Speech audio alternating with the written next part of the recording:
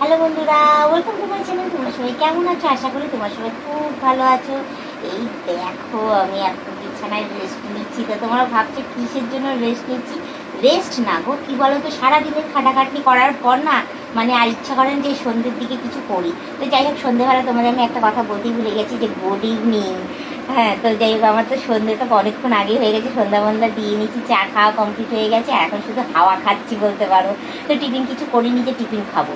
হাওয়া খাচ্ছি কেন বলতে, এত গরম পড়েছে যে কি আর বলবো। এই মার্চ এপ্রিল মাসেই যদি এত গরম পড়ে, তাহলে তো এখন আর দিন পড়ে রয়েছে বৈশাখ জ্যৈষ্ঠ ভাদ্র, আর কি বলবো তোমার। তো যাই হোক, ভাদ্র মাসে পয়সা গরম তো তোমরা জানোই কীরকম পড়ে, আর তার মধ্যে এই মাসটাতে একটু তো মানে ঠান্ডা ঠান্ডা থাকেই, কিন্তু না, সেই মার্চ মাস থেকে পড়েছে গরম বেশ।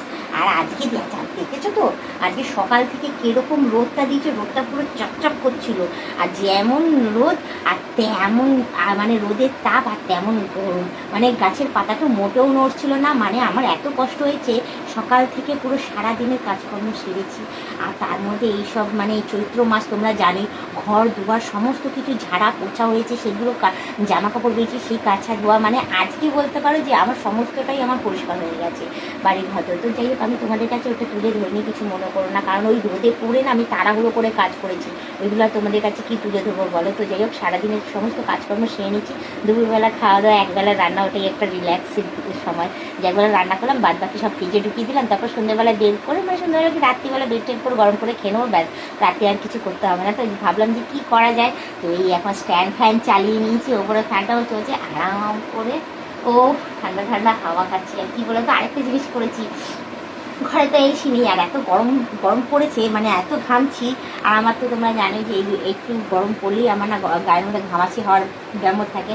তা আমি গিয়েছি বলো তো, আমি না দুটো গামছা ছিল, সেটা না জলের মধ্যে বেশ ভালো করে ভিজিয়ে নিয়েছি, ভিজিয়ে নিয়ে কী হচ্ছে মেলে দিয়েছি স্ট্যান্ড ফ্যানের সামনে, আর ওখান থেকে না বেশ হাওয়াটা দিচ্ছে, তো বেশ সুন্দর একদম ঠান্ডা ঠান্ডা চিল্ড হাওয়া দিচ্ছে, বেশ দারুণ লাগছে। দেখো আমি এক ছিটে ফোঁটা আমি ঘামছি না, তোমরা দেখো কি সুন্দর না। তো তোমরাও না করতে পারো জিনিসটা, এই গরমকালে না বেশ চাদর বলো গামছা বলো সব ভিজিয়ে ভিজিয়ে না স্ট্যান্ড ফ্যানের সামনে, পাইনি সিলিং ফ্যান যেটা চলছে তার সামনে দড়ি টাঙিয়ে মেলে দেয়, দেখবে ঠান্ডা ঠান্ডা হাওয়া যায়। হ্যাঁ, একটু শরীর ক্ষতি হয়, তোমাদেরকে বলছি শরীরের যত্ন নিতে, আর আমি কী সব করে পাচ্ছি, কী করবো বলো, গরমে না থাকতে পারছি না এখন। আর তার মধ্যে না এই নাইটিতে সম্পূর্ণ ঢাকা থাকে। তারপরে ভাবলো যে না, শাড়ি একটা জিনিস আছে যে পরে বেশ শুনে একটু হাওয়াও খাওয়া যাবে, চারিদিক দিয়ে হাওয়া বাতাস ঢুকবে বলতে পারো, বেশ আরামই লাগে। তো যাই হোক, একদম শাড়ি পরে নিয়েছি, কারণ ভেবেছিলাম যে শাড়ি পরেই থাকবো মানে এই সন্ধ্যার দিকটা পুরোটা। তারপর ভাবলাম যে শাড়ি যখন পরেছি, কয়েকটা রিলস ভিডিও বাকি রয়েছে, সেগুলো কমপ্লিট করবো। তো ভাবলাম আগে হাওয়াটা খেয়ে একটু রিল্যাক্স হয়ে নিই, রিল্যাক্স হয়ে তারপর না হয় অন্য কাজ করতে যাবো। ও